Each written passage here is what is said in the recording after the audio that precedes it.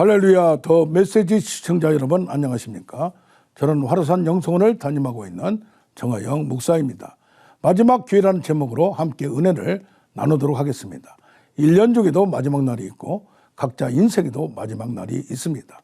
인생을 마감하는 마지막 날이 있기 전에 마지막 기회가 있습니다. 십자가상에서 예수님이 죽으시기 직전에 오른편 강도는 마지막 기회를 선용하여 구원을 받았습니다. 사업에서도 마지막 기회를 어떻게 하느냐에 따라 부도와 회생이 있습니다. 인생에서도 구원과 저주 마지막 기회가 있습니다. 구약에서 마지막 날은 여호와의 날입니다. 여호와의 날은 심판과 분노의 날, 환난과 고통의 날입니다. 흑암과 구름의 날이며 용광로 불같은 날입니다. 하나님의 질투가 발산하는 날이며 죄인을 진멸하는 날입니다. 하나님은 창조주로서 하늘을 펴시며 땅에 털을 세우시고 심령을 지으신 당사자이십니다. 창조주는 전능자로서 심판자가 되시는 것입니다.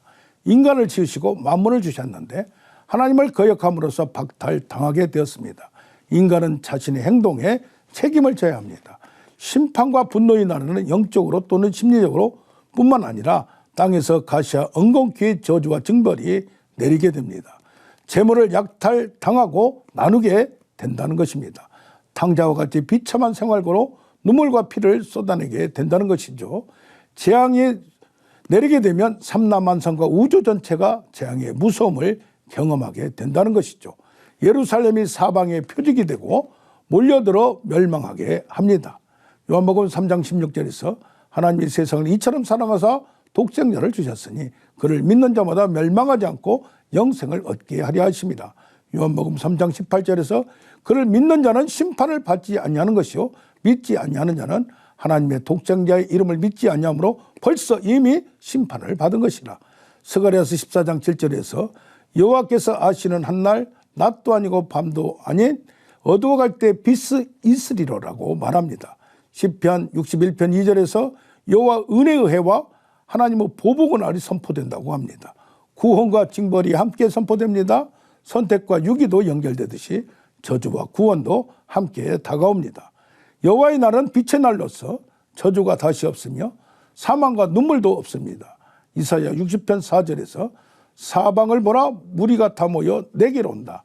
스가랴서 14장 14절에서 이때 사방에서 이방 나라의 보화 즉 금과 은 그리고 의복들이 많이 모여질 것이다. 그리스도는 모퉁이 돌려서 따르는 자에게 집을 짓는 추추 돌려서 작용하나 실족하는 자들은 걸려 넘어지게 되어 있습니다. 스가랴서 14장 9절에서 그날에 여호와는 천하의 왕이 되고 여호와는 홀로 한 분이시고 그의 이름이 홀로 한 분이다. 요엘서 1장 14절에서 금식일을 선포하고 성회를 소집하라. 성전으로 모으고 하나님께 부르짖을지어다. 말라기 4장 5절에서 여호와의 크고 두려운 날이 있기 전에 선지자 엘리야를 보내리라. 요엘서 2장 23절에서 너희를 위하여 비를 적당히 내리시되 이른 비와 늦은 비를 주리라.